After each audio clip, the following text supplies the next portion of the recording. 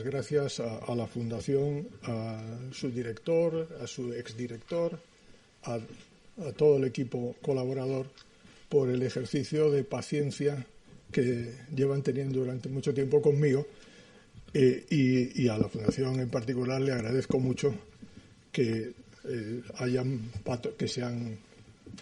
sido, y espero que sigan siendo, mis patrocinadores de cosas que evidentemente tienen una escasísima utilidad, pero que son muy divertidas desde el punto de vista intelectual.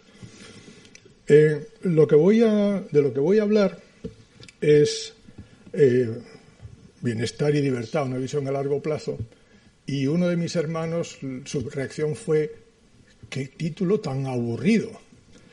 Y realmente, si uno lee en la definición del diccionario de la Real Academia Española de bienestar, confirma la impresión de mi hermano. Bienestar es un conjunto de cosas necesarias para vivir bien. Realmente no puede ser más descorazonador, ¿verdad? Bien, en realidad la visión que se tiene de bienestar es más amplia. Hoy día se considera que es un fenómeno multidimensional y existe una insatisfacción generalizada con la idea de medir el bienestar mediante el progreso material, mediante el Producto Interior Bruto. De hecho, hace unos años el presidente Sarkozy convocó a Joseph Stiglitz, a Amartya Sen y a un prestigioso economista francés, Fitoussi, para que planteasen cómo se podía hacer un índice que recogiera de manera integral las mejoras en la calidad de vida. Y por aquella época, hace 10 años, Angus Deaton, el Premio Nobel de Economía, decía que el bienestar debe incluir la salud, la educación, el ingreso, la satisfacción vital y, sobre todo, la participación en una sociedad democrática bajo el imperio de la ley. Por lo tanto, esto choca con la persistencia con la que la mayor parte de mis amigos economistas siguen utilizando el Producto Interior Bruto como una medida de bienestar. La excusa, por ejemplo, para dos distinguidos economistas, Jones y Klenow, en un artículo de hace ya unos años, el PIB por persona proporciona un indicador informativo del bienestar. Y otro economista de la London School of Economics dice: al fin y al cabo está correlacionado con las dimensiones no monetarias del bienestar. Es decir, es un atajo y seguimos utilizándolo. Yo lo que voy a tratar de hacer, aunque María ya se ha encargado de contar la parte más interesante, yo creo que en parte lo ha hecho porque el Liverpool juega con el Real Madrid a las 9 y habrá más de uno que no se pueda quedar hasta el final. Entonces, yo voy a empezar diciendo que en realidad esta idea del bienestar, supongo que esto funciona así, esta idea del bienestar en realidad no es tan moderna. Hace un poco más de 200 años, unos individuos de prestigio reunidos en Cádiz, en el artículo 13 de la Constitución de 1812 decían: el objeto del gobierno es la felicidad de la nación, puesto que el fin de toda sociedad política no es otro que el bienestar de los individuos que la componen. Por tanto, esta idea, en realidad, del bienestar viene de más atrás. Hace 40 años, ayer para mí, Amartya Sen escribía sobre los enfoques del bienestar. Y él decía: en realidad podemos distinguir tres. Uno es la utilidad. La utilidad es la satisfacción e intensidad del deseo. Muy atractivo. Y la idea de la utilidad se traduce en dos tipos de estudios empíricos. Uno es lo que hacen muchas veces los economistas, que es tratar de ponderar las dimensiones no monetarias de la calidad de vida. Y otra, que está muy de moda, es el estudio del bienestar subjetivo, la satisfacción vital, la felicidad. Otra es, la más popular desde el punto de vista numérico de los estudios empíricos, es lo que él llama la opulencia. La opulencia es el control sobre los recursos. Los estudios de renta y riqueza serían un ejemplo. Y finalmente, Lo que él propone es lo que él llama el enfoque de la libertad. Yo lo he traducido por capacidad porque me parece menos pretencioso. Y la idea es que el bienestar depende de una combinación de logros en un contexto de libertad para elegir. Es decir, que el bienestar no es, como diré en un momento, simplemente la consecución de determinados logros, como pueda ser una vida larga o un acceso al conocimiento o un nivel digno, un nivel de vida digno, si no hay la capacidad de elegir entre distintas vidas alternativas. Porque si nos paramos a pensar en una cárcel de máxima seguridad en un país desarrollado, por ejemplo en Finlandia, uno puede tener una vida larga y saludable, porque seguro que se van a preocupar de nuestra salud, va a tener acceso a la biblioteca y por tanto tendrá acceso al conocimiento y finalmente pues va a tener un nivel decente de vida porque le van a alimentar con pocas grasas y calorías, ¿verdad? Y va a tener que hacer mucho ejercicio. Así que, pero la idea de Amartya Sen, que a mí es la que me convence y ya avanzo que es la que voy a utilizar en la historia que quiero contar, en realidad tiene padres también que son casi tan antiguos como la Constitución de Cádiz. Voy a poner dos frases. La primera dice: en la época actual, el predominio de las relaciones materiales sobre el individuo y la supresión de la individualidad han adquirido su forma más acusada y universal. Y ello exige una tarea muy precisa: reemplazar el dominio de las circunstancias y del azar sobre el individuo por el dominio del individuo sobre el azar y las circunstancias. Yo creo que a casi todos les gustará, pero quizá no quien la escribió o quien la escribieron, que eran Marx y Engels en la ideología alemana. Un siglo después, alguien nada sospechoso de marxismo, reflexionando sobre los logros del mundo occidental, escribió algo muy parecido. El efecto más significativo y de mayor alcance de ese éxito de la humanidad en el último siglo es la nueva sensación de poder sobre su propio destino, la creencia en las posibilidades ilimitadas de mejorar su propia suerte. Es decir, la idea de que el bienestar tiene que ver con la libertad y con la capacidad de elegir está en la Constitución del 12, está en Marx y Engels, está en Hayek y naturalmente está en Amartya Sen. Sin embargo, es una visión bastante poco popular, como María ha señalado antes, cuando las Naciones Unidas han hecho intentos reiterados durante 30 años para introducir la libertad o correlacionar el desarrollo humano con la libertad, las amenazas de desembarcarse del proyecto de desarrollo humano han venido de muchos países, no solamente de los sospechosos habituales, sino de otros más. Bien, esta es la portada del libro. Este es lo mejor que tiene el libro, ¿verdad? Es una portada de Miquel Barceló, Kulubeva Khan, de su época de Mali. Es un grupo de lugareños remontando el río Níger. Y me ha llevado casi conseguirlo, lo mismo que escribir el libro, y tengo que decir que mi amigo Óscar Fanjul fue decisivo. Si no hubiera sido por él, pues no habría sido posible conseguirlo. En este libro, que voy a tratar de resumir y actualizar en la presentación a continuación, lo que trato de hacer es dar una perspectiva del bienestar en el último siglo y medio, que es un periodo de crecimiento generalizado de los niveles de bienestar material y de integración, de globalización. Pero lo quiero hacer inspirado en el enfoque de capacidades de Sen, ¿no? Por tanto, el principio que inspira el bienestar es la idea de ampliar las opciones de los individuos, y que eso es lo que inspira el concepto de desarrollo humano. Bien, me voy a permitir la única libertad de contar algunas cosas un poco más técnicas en esta página, porque quizá alguno quiera saber cómo me he inventado todo esto. La primera cuestión es recordar la idea de desarrollo humano, que el propósito es ampliar las opciones de los individuos y que, como atajo, Sen y sus colaboradores propusieron considerar una vida larga y saludable, acceso al conocimiento y un nivel digno de bienestar.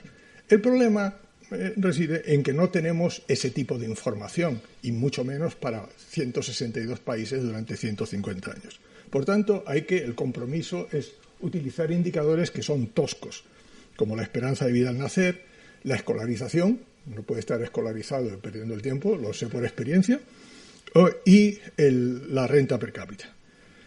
Naturalmente, el siguiente problema es cómo homogeneizar esos indicadores, que son cada uno de su padre y de su madre.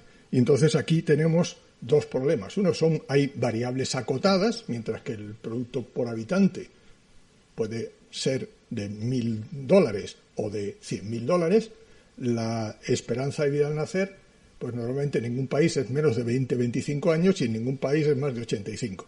Y la escolarización igual. O no hay escolarizado nadie o es el 100%, pero digamos el rango es muy estrecho. Y además resulta que hacerlas comparables obliga a una pirueta. No basta con hacer la transformación lineal habitual por el siguiente motivo. Resulta que son variables acotadas. Esto quiere decir que, por ejemplo, si aumentamos la esperanza de vida 10 años, de 30 o 40 años, estamos, en el índice de las Naciones Unidas, estamos duplicando nuestra esperanza de vida. Pero si pasamos de 70 a 80 años, solamente estamos mejorándola en un 20%. Entonces, ¿qué es lo que sucede? Que hay que utilizar otras maneras de hacerla. Y una es la que propone otro economista indio, contemporáneo de Sen, que se llama Nana Kakwani, que lo que dice es que a un nivel superior, aumentos de igual magnitud absoluta suponen mayores logros que si el aumento ocurriese a un nivel inferior. Pero eso no es todo, eso es discutible, ¿verdad? Es una forma de verlo. Pero hay otro asunto, y es la calidad. Si hablamos de vida larga y saludable, no estamos hablando de años vividos de cualquier manera. Si estamos hablando de acceso al conocimiento, no quiere decir que estamos leyéndonos el libro de adoctrinamiento político de la dictadura de turno. Por tanto, necesitamos hacer un ajuste por la calidad. Lo interesante, y esto se lo ahorro a ustedes, es que se puede demostrar empíricamente para las últimas décadas que los aumentos en cantidad van acompañados de aumento de calidad. Es decir, que más años de esperanza de vida al nacer suponen una reducción de la morbilidad, de vivir con disminución física para todas las cohortes de edad. Y que cuando aumenta el número de años de educación recibida, resulta que también aumenta la calidad de la educación, medida en términos de habilidades cognitivas, ¿vale?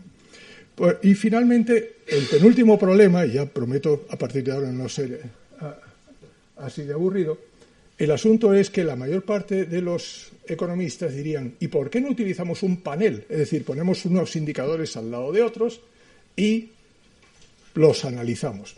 Claro, eso es en principio lo razonable. El problema es que puede haber indicadores contradictorios. ¿Con qué nos quedamos? ¿Elegimos los que evolucionan favorablemente? ¿Elegimos los que no?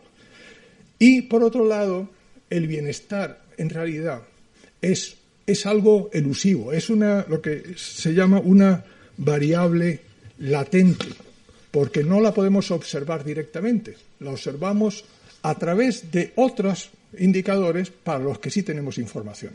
Por tanto, la cuestión es que el todo es mucho más que la suma de las partes, ¿vale? Y por eso yo me voy a basar en un indicador compuesto. Y ya para completarlo, para los que se quedaron salieron realmente conmocionados y realmente dañados por el bachillerato de matemáticas, pues voy a utilizar una media geométrica de los distintos componentes. Básicamente multiplicarlos entre ellos y luego hacer la raíz cuarta, porque son 4 indicadores, como vamos a ver en un momento. Bueno, esto ha sido toda la parte de tortura que permite dar una cabezada o pensar cuál va a ser la excusa para levantarme e irme a ver el partido. Entonces, lo que voy a hacer a partir de ahora, espero que sea un poco menos aburrido, es ver qué resultados tenemos. Y como no es una novela de misterio, quiero avanzar 2 cosas. Una, voy a presentar las grandes tendencias de estos indicadores de bienestar con el producto per cápita, el Producto Interior Bruto per cápita como telón de fondo. En otras palabras, lo que voy a intentar mostrar es, o que comprobemos, si la visión del bienestar que podemos trazar teniendo en cuenta el enfoque de Sen coincide, como piensa la mayor parte de nuestros colegas economistas, con la evolución de la renta per cápita.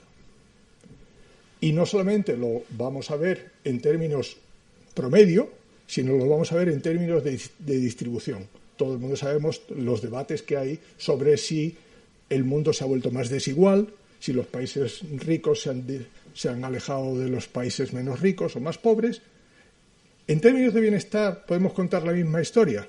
Bueno, yo puedo decir, avanzando para los madridistas, que tendrán que ser ya apresuradamente, que los resultados son más optimistas, medidos en términos de bienestar multidimensional, que cuando los medimos simplemente utilizando la renta per cápita. O dicho de otro modo, que para los mismos niveles de bienestar material medido por la renta per cápita, el bienestar en sentido multidimensional se ha elevado. Es decir, a cualquier nivel de ingreso del pasado, hoy día, con ese mismo ingreso, tenemos un nivel de bienestar muy superior. Por lo tanto, esto tiene, digamos, no voy a salir a las noticias haciendo estos anuncios, obviamente. Bien, empecemos por los indicadores. Esta es la evolución de la esperanza de vida de los últimos 150 años.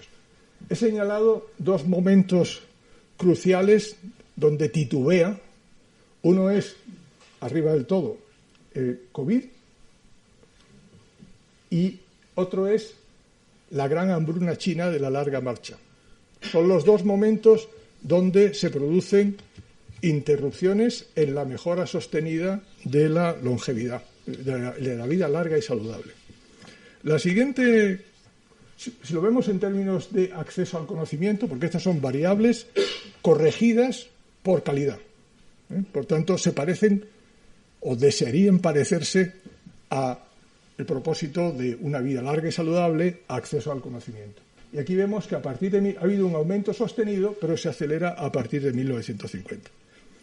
Sin embargo, el problema de estos índices es que están hechos para representar el bienestar de un preso de alta seguridad en una cárcel finlandesa, porque no consideran la libre elección. Y resulta que si miramos, al margen de mis bromas poco graciosas, si miramos el índice y vemos cómo clasifican los países con regímenes políticos abyectos donde no querríamos vivir, resulta que aparecen en posiciones muy altas en los rankings. Y no solamente son los sospechosos habituales, hay más. Hay todo tipo de regímenes autoritarios de derechas y de izquierdas tienen normalmente muy buenos comportamientos en términos de bienestar. Y claro, sin agencia y libertad, y por agencia entiendo la capacidad de actuar intencionadamente y lograr los propósitos que me propongo, sin agencia y libertad es otro índice más de necesidades básicas. El problema es, como María señalaba al principio, es que es muy difícil encontrar los indicadores. Afortunadamente, hoy contamos con el índice de libertades civiles y políticas del Instituto de Gotemburgo, Widem. Bien, este es el índice de cómo ha evolucionado. Todas estas medidas son medidas ponderadas por la población, medidas mundiales. Entonces, esta es la evolución de la democracia liberal. que ya sé que alguno dirá, bueno, ¿y por qué democracia liberal? Mi amigo Branko Milanovic ha sido el primero que ha saltado ante hablar de democracia liberal. Este es un índice que integra dos elementos, que es importante señalarlo. Uno es un elemento de lo que llamaríamos libertad positiva y colectiva, como es libertad electoral, democracia electoral. Es decir, hay control, hay participación, hay competencia, hay respuesta de los gobiernos elegidos ante los electores, pero es una libertad positiva, de libertad para, no libertad de, en el sentido de Berlín, ¿no? Y tiene otro elemento muy importante, que es una libertad negativa, en el sentido de entender la libertad como evitar la coerción y la interferencia en las decisiones individuales. Es una libertad individual, por lo tanto es otro tipo de libertad, y son los derechos civiles, son los de respeto a las minorías, son los checks and balances, los pesos y contrapesos, toda una larga lista de derechos individuales, y que son derechos negativos en el sentido de que se trata de evitar la coerción y la interferencia de otras personas en las decisiones de los individuos. Bien, este índice recoge esas dos cosas, y aquí vemos varias cosas interesantes. A diferencia de los otros índices, crece como a borbotones. Tenemos un aumento fuerte de la libertad hasta la Primera Guerra Mundial, luego hay una caída en los años 20 y 30, hay otro momento en los años finales de años 50 y primeros 60, y hay otro gran avance a partir de finales de los años 80 hasta el año 2000. Y tenemos fuertes descensos en los años segunda mitad de los 20 y los 30, en los 60 y primeros 70, y lo que ha ocurrido en el nuevo siglo. De hecho, es una caída, como se ve ahí marcada en rojo, muy, muy acusada. Bien, naturalmente, si incluimos todas estas variables, tenemos un índice de desarrollo humano que, en el largo plazo, vemos que la evolución es muy positiva. Sin embargo, el único momento de los últimos 150 años donde ha habido un retroceso ha sido en la última década. Es decir, hay también malas noticias. Ahora la pregunta que yo me planteaba, y es lo que voy a dedicar el resto de la charla, es ¿y cómo se compara toda esta historia con la convencional, que es la que se basa en la renta per cápita? Si presentamos los dos gráficos, el azul punteado es porque es el índice, los indicadores de desarrollo humano, pero sin renta per cápita, claro, para que no esté en los dos indicadores, y en rojo es el producto por habitante. Y aquí lo que se advierte es que a largo plazo la evolución es paralela. Sin embargo, vemos que hay pequeñas diferencias dependientes, es decir, del grado de inclinación de esas curvas. Si hacemos un zoom sobre esos datos y nos vamos a diferentes periodos claramente identificables en cualquier cronología, pues observaríamos lo siguiente. Aquí tenemos las tasas de variación anuales acumulativas en 5 periodos. La primera globalización, entre 1870 y la Primera Guerra Mundial, la primera mitad del siglo XX, casi, 1914 a 1950, que es la siguiente, la famosa edad dorada o época dorada, que son los años de crecimiento de los 50 y 60, la época posterior, que incluye una época de globalización, y finalmente los 20 años que llevamos del siglo XXI. Entonces hay dos columnas. La columna azul es el bienestar, la columna naranja es el producto per cápita. Si nos vamos a las últimas dos columnas, que es el crecimiento a largo plazo, vemos que es prácticamente igual. Pero si observamos, por ejemplo, qué ocurre entre 1950 y 70, está en medio, vemos que la parte naranja es muchísimo mayor. Y lo mismo sucede si nos vamos al periodo 2000-2020.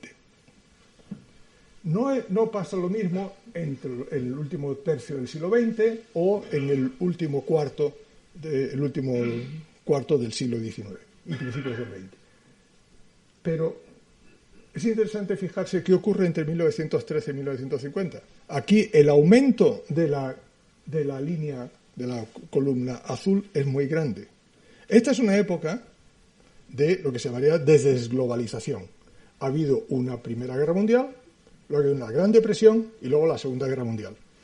En esa época la línea naranja se contrae, porque evidentemente hay economías del mundo que están estancadas, hay economías en el mundo que directamente están decreciendo y sin embargo tenemos un aumento enorme en el bienestar. ¿Cómo es posible? ¿A qué estarán mal los datos? Es una reacción que he tenido enseguida. Parece ser que mi voz no es lo que era. Trataré de hablar aquí. Bien, entonces, la cuestión es, ¿cómo es posible que no haya una correspondencia entre las mejoras de bienestar y las mejoras materiales? Las razones a favor de que hubiera una correspondencia como la que le gustaría a la mayor parte de los economistas es, bueno, si somos más ricos, eso nos va a permitir, por ejemplo, estar mejor alimentados. Vamos a tener un mejor sistema inmune. Y además, como somos más ricos, vamos a tener mejor provisión de salud y de educación, probablemente a cargo del erario público. Y está la teoría de la modernización de Lipset, que es esta idea de que en el franquismo tenían algunos políticos, y es el bienestar material conducirá a la democracia. Estas son ideas de lo más razonables, pero voy a plantear lo siguiente. Aquí tenemos, por ejemplo, la relación entre esperanza de vida y PIB por habitante. En la columna vertical, en el eje vertical tenemos la esperanza de vida y en el eje horizontal tenemos el nivel de vida material medido por el producto por habitante. Observamos que conforme nos movemos hacia la derecha somos más ricos y al mismo tiempo, conforme nos movemos a la derecha, somos más sanos, estamos más sanos, ¿verdad? Este es el razonamiento que hacen la mayor parte de los economistas. Dicho de otra manera, si hay una función de salud donde relacionamos salud e ingreso, lo que hacemos es desplazarnos en esa función, ¿vale? Por tanto, tenemos, simplemente cuando estamos en este punto, de aquí, que si fuera capaz de acertar, pues en este punto somos más ricos y más sanos. Cuando estamos en este punto somos más pobres y más insanos, ¿verdad? ¿Qué es lo que sucede? Que hay algunas sorpresas. Por ejemplo, cuando pasa el tiempo, estamos en 1950, ha habido un desplazamiento hacia arriba de esta función. ¿Qué significa eso?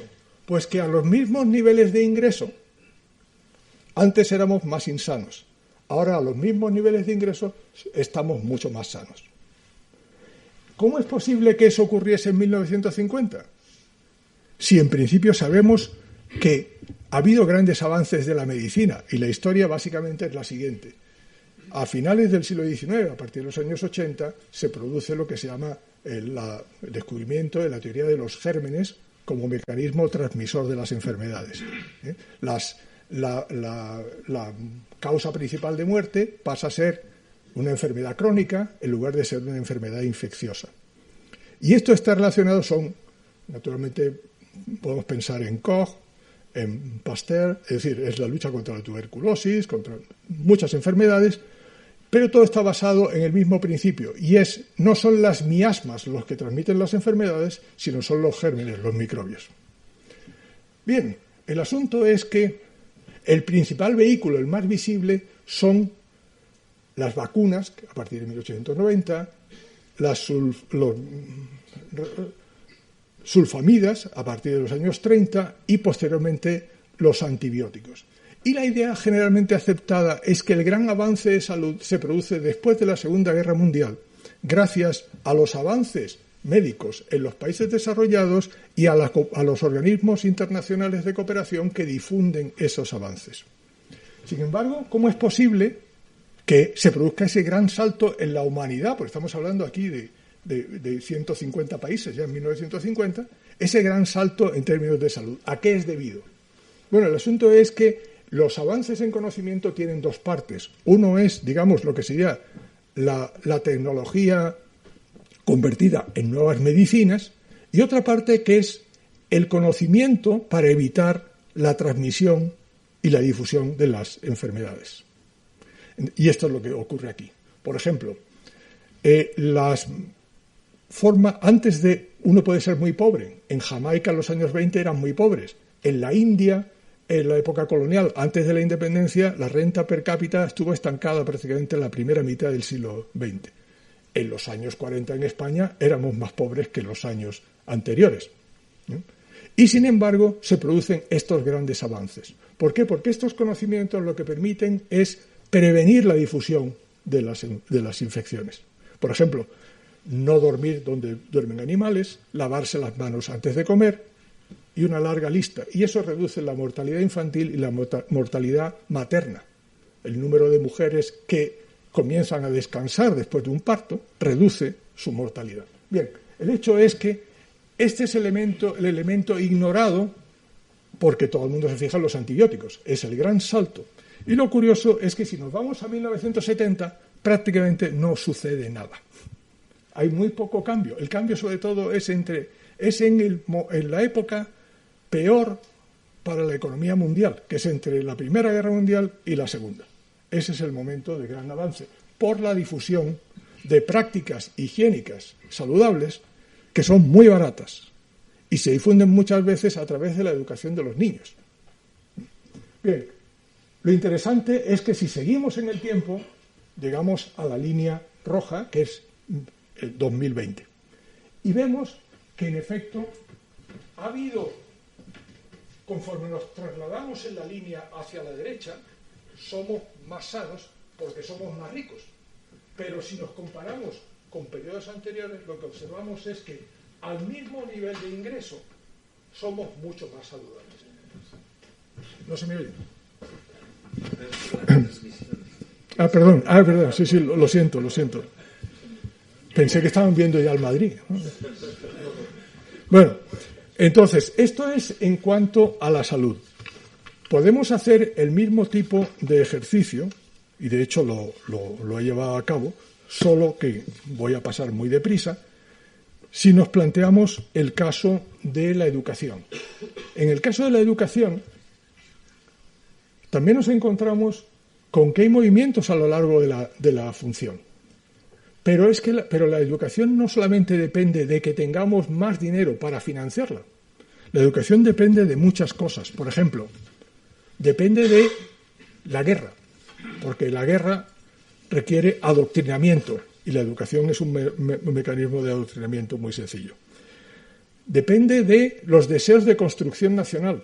No hay mejor manera, como estamos advirtiendo en España en estos tiempos, que utilizar la lengua como vehículo para cohesionar una determinada parte.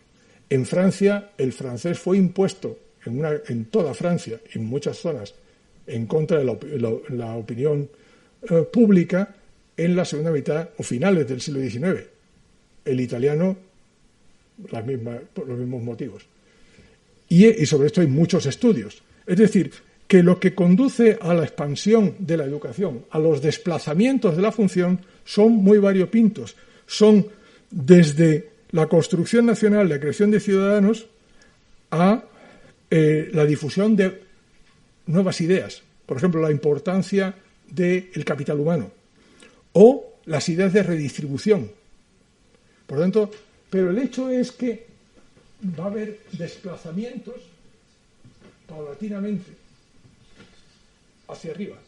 De nuevo, tenemos más acceso al conocimiento a los mismos niveles de desarrollo que en el pasado teníamos mucho menos acceso al conocimiento. Y finalmente, y es quizá el más interesante, es qué ocurre con la libertad. Porque se puede hacer el mismo ejercicio hasta que termine el partido de fútbol, básicamente. Entonces, el caso de la libertad es muy interesante porque es diferente. Tenemos en estos primeros cortes, 1870, 1913, 1950, en realidad estamos prácticamente muy cerca. Pero ¿qué ocurre en 1970? La línea verde. No sé si lo advierten. En la línea verde lo que nos dice es que podemos ser mucho menos democráticos a los mismos niveles, o tener menos libertad a los mismos niveles de ingreso que teníamos antes.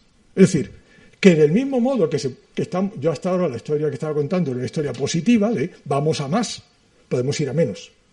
Este es uno de los, María señalaba ese riesgo, el riesgo de que haya un retroceso en las libertades. Y claro, el año 70 hay todo tipo de retrocesos en las libertades bajo regímenes de muy distinta índole. Esto naturalmente rechaza, por ejemplo, la idea de la modernización del IPSET, la idea de que a mayor nivel de ingreso más libres vamos a ser, porque lo que tenemos es que somos más ricos, pero somos menos libres que antes. ¿Qué ocurre en el año 2000? Pues las buenas noticias es que en el año 2000 hemos mejorado, pero en el año 2020 estamos mucho peor que en el año 2000. Es decir, ha habido un retroceso en los últimos 20 años en las libertades, que eso tiene un efecto sobre el desarrollo humano. Para concluir, si hacemos el ejercicio agregando todas las variables, que sería para el índice de bienestar, tendríamos movimientos a lo largo de la curva, un declive de bienestar en 1970 y posteriormente mejoras en el año 2000 y en el año 2020. Y esto es lo que yo decía al principio de la charla, y es que en el año 2020, para cualquier punto de los niveles de ingreso, del rango de niveles de ingreso, nos encontramos con que tenemos un nivel superior de bienestar. Es decir, no es solo que si somos más ricos tendremos más bienestar, es que todo el mundo al mismo nivel de ingreso ahora tiene más bienestar que tenía antes, ¿vale? Pero no sé el tiempo que me queda porque mi reloj es muy bonito, pero se ha parado. Sí, pues 10 minutos. Voy a ir muy rápido. Menos. El asunto es, claro, la pregunta de cualquier alumno arrogante de mi universidad, como yo era básicamente a esa edad, diría, bueno, ¿y cuán representativo es todo esto? Porque si miramos el mapa en 1870 y marcamos en más oscuro las zonas donde el nivel de bienestar es mayor y en más claro donde es menor, y volvemos a hacer el mismo ejercicio en 1913 y lo volvemos a hacer en 1960 y lo volvemos a hacer en el año 2015, que es el máximo, observamos que todo se va oscureciendo, pero no por igual. Luego, por tanto, en otras palabras, nos pueden decir, estos resultados agregados no son representativos, porque la dispersión es muy grande. Entonces, lo que voy a hacer en los minutos que me quedan es tratar de ver qué ocurre si, en lugar de pensar en las tendencias agregadas, miramos la dispersión, miramos lo que llamaríamos desigualdad, ¿no? Y lo comparamos también con la renta per cápita. Entonces empezamos con la esperanza de vida. No, perdón, con el índice agregado. Empieza por el final por si no me da tiempo.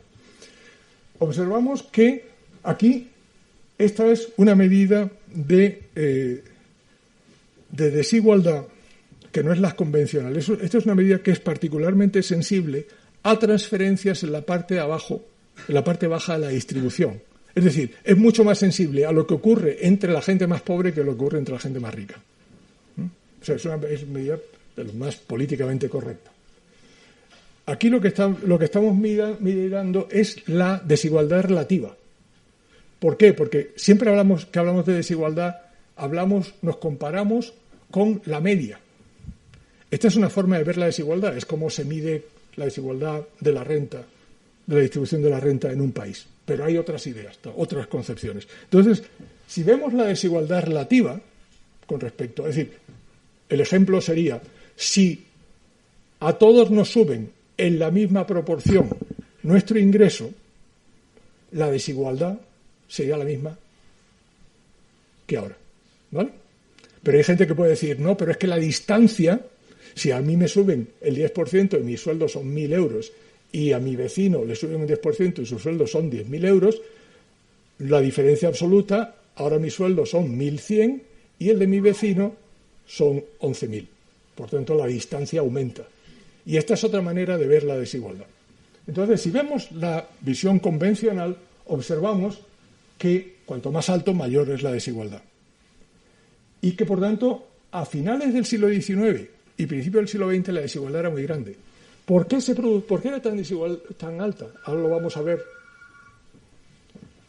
Pero también la buena noticia es que a partir de la segunda mitad de los años 20 hay una caída sostenida en el largo plazo. Es decir, que a pesar de esos mapas tan descorazonadores, la desigualdad se ha ido reduciendo. Por tanto, eso avala la fiabilidad de los resultados agregados que he presentado antes. Sin embargo, para que no sea una historia perfecta, si comparamos la desigualdad relativa con la desigualdad absoluta, que es la línea punteada en rojo, que lo que nos dice es la distancia, entonces lo que observamos es que hasta los años 60 la distancia absoluta entre los países aumentaba, pero disminuye a partir de los años 60. Esto no ocurre si lo hacemos con la renta per cápita. Casi en todos los indicadores la desigualdad absoluta aumenta y aumenta y aumenta. Entonces, si nos vamos a los distintos indicadores, tenemos la explicación. Esta es la esperanza de vida. ¿Qué es lo que sucede con la esperanza de vida? Pues algo que estamos volviendo a vivir. Y es, estos avances asociados a la difusión de la teoría de los gérmenes como motivo de la enfermedad, que implica las vacunas, las sulfamidas y los antibióticos, no están distribuidas por igual entre los países, porque dependen de la aceptación de las sociedades a las innovaciones. Requiere inversiones, requiere capital humano, capital físico, cambio en la mentalidad, y se distribuye fundamentalmente en el mundo occidental. Pero a partir de los años 20 se difunde en todo el mundo con independencia de su credo, situación económica y régimen político. Y eso explica pues, que desde la España de Franco a la Jamaica o la India coloniales o los países del África subsahariana antes de la independencia, la mejora en su salud fue espectacular. Si hacemos el mismo... quería decir una cosa que me parece importante. Vemos que a final del siglo XX y principio del siglo XXI está plano. ¿Qué es lo que ha ocurrido? Primero, que la transición epidemiológica, que es este fenómeno que he descrito, se ha agotado.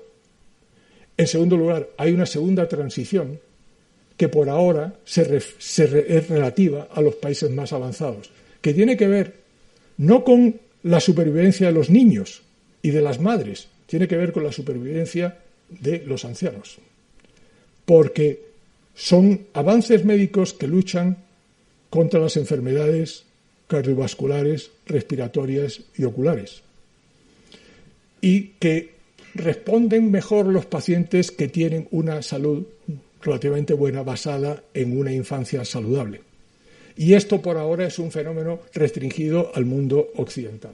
Por eso tenemos esa situación plana. Es decir, estamos en dos momentos, uno de desigualdad, este segundo no es de una desigualdad tan marcada, pero entre medias hay un periodo muy marcado.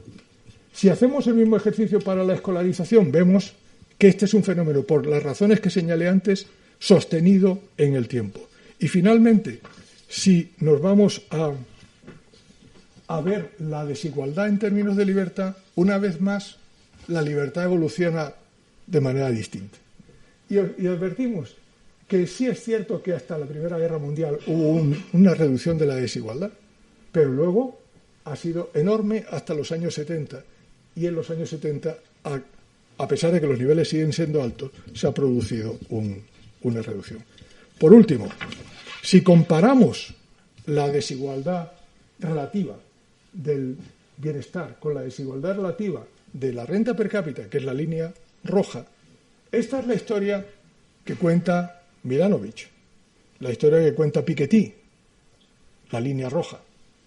Es la idea de que la desigualdad ha aumentado de manera sostenida, con más intensidad hasta 1950, pero de manera sostenida hasta el cambio de siglo. Y luego se ha reducido moderadamente, pero seguimos estando en niveles de desigualdad similares al de los años 30. En términos de bienestar, lo que tenemos es que la evolución ha sido distinta. En algún momento, en los años 30, se encontraron en niveles similares de desigualdad, pero la evolución ha sido muy distinta. Por tanto, mientras que no solamente esto supone que en términos de bienestar, el bienestar material medido por la renta per cápita es menos representativo a las cifras agregadas que tenemos, porque la dispersión es muy grande, sino que podemos observar que en el caso del bienestar los avances no han sido puramente estadísticos, han sido avances que han afectado a la mayor parte de la población. Y para concluir, quería presentar una cosa que me gusta mucho y que está muy de moda, que es lo que se llaman curvas de incidencia del crecimiento. En otras palabras, siempre estamos hablando de medidas agregadas, medidas promedio de desigualdad, medidas promedio de progreso, pero hay otra forma de ver las cosas, y es, en lugar de ver qué sucede con el promedio, es qué sucede con cada percentil. ¿Vale? Entonces, ¿qué es lo que... Esto, por ejemplo, la famosa curva del elefante de la desigualdad de Branko-Milanovic, que lo que nos dice es cómo entre el año X y el año Z se ha distribuido la renta. Por ejemplo, en España sabemos que entre el año 2008 y el año 2013, pues, aunque la desigualdad agregada aumentó poco, sin embargo, a unos le fue muy mal y a otros le fue bien, o relativamente bien. Esto lo que hace es ver desde la esquina inferior izquierda, nos dice que los más pobres, y conforme nos vamos hacia la derecha, somos más ricos. Y esto lo que nos dice es cuánto ha mejorado cada percentil. Cuanto más alto sea el punto, más ha mejorado. Entonces, si lo viéramos en términos de renta per cápita, ¿cuál sería la sospecha? Que han aumentado mucho la esquina de la derecha y ha aumentado poco el centro o la esquina de la izquierda. Aquí lo que observamos es que la clase media del mundo es la más beneficiada, que son el percentil 40-60. Y después la clase baja, del percentil 20 para abajo. Y, en cambio, los más ricos, o más saludables, o con mayor nivel de bienestar, son los que relativamente han mejorado menos. Y esto es coherente con lo que acabo de mostrar en términos agregados. ¿Qué sucede si lo vemos en términos de desigualdad absoluta? Pues la historia cambia. En términos de desigualdad absoluta lo que nos dice es que las mejoras absolutas de bienestar han sido mayores entre los países de más alto bienestar inicial. Porque esto lo que nos está diciendo es que pasa en 145 años. Son dos fotos comparadas, 1870, 2015, que es el punto máximo. Por lo tanto, la línea roja, punteada roja, lo que nos dice es cuanto mayor era nuestro bienestar inicial, mayor es nuestra ganancia de bienestar en términos absolutos. La línea azul lo que nos dice es cuanto mayor era nuestro bienestar inicial, nuestra ganancia relativa ha sido menor. Y sobre todo ha ganado más la clase media. Y podría torturar al auditorio con cada indicador, pero me voy a pasar directamente a la última, que es cómo se compara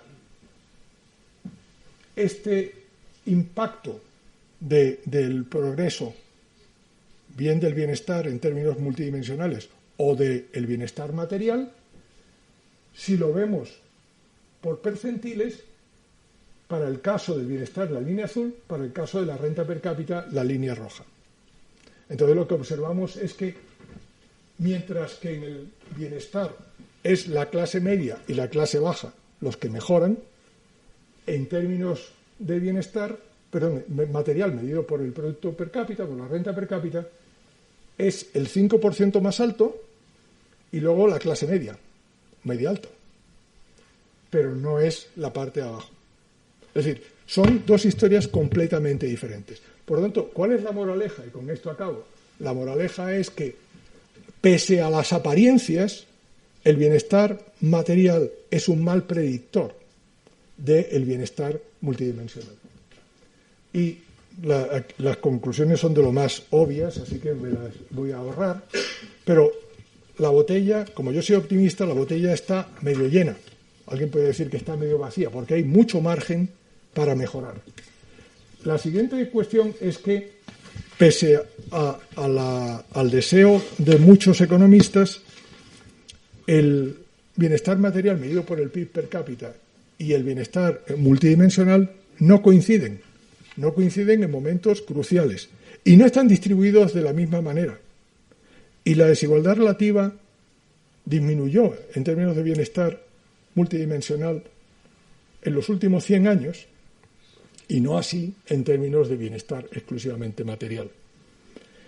Y, por tanto, son, digamos, buenas noticias y solamente el único aspecto descorazonador es el retroceso que se ha operado en los últimos 20 años. Y, naturalmente, como María los ha citado mejor que yo, los desafíos son múltiples. Yo he puesto 3 por quedarme corto. Uno es fundamental que la compresión de la morbilidad continúe. ¿Qué quiere decir eso? Pues que conforme vivimos más años, el número de años que vivimos libres de enfermedades y libres de dolencias se incremente. Por ejemplo, en el África subsahariana, a comienzos del siglo XX, de una esperanza de vida al nacer media de 50 años, el 18% de esos años la población la vivía en una situación de mala salud. Mientras que en la misma época, cuando la esperanza de vida en los países de la OCDE era cerca de 80 años, 77, 78, solamente el 8% se vivía con mala salud. Entonces, la compresión de la morbilidad se puede aumentar en términos relativos o absolutos, pero al menos en términos relativos. Es decir, que el número de años que vivamos en mala salud sea un porcentaje cada vez menor del número total de años. En segundo lugar, elevar la calidad de la educación, que es una manera de reducir desigualdades sin tener que recurrir a la maquinaria redistribuidora del Estado con el alto coste que tiene de desincentivar la iniciativa privada. Este es uno de los desafíos. He dicho al principio, y no es contradicción, que conforme aumentaban los años de educación, la calidad de la educación también lo hacía, pero evidentemente lo podría hacer aún más. Y en determinadas zonas del mundo, por ejemplo en América Latina, es una de las regiones donde la desigualdad en términos de calidad de la educación es mayor y eso favorece la desigualdad en términos de ingreso a continuación. Y por último, tenemos el desafío que para mí es probablemente el más importante y es la amenaza de las democracias iliberales y el populismo a las libertades civiles y políticas, porque finalmente todo el edificio del bienestar descansa sobre el libre albedrío, la libre elección de los individuos. Muchas gracias.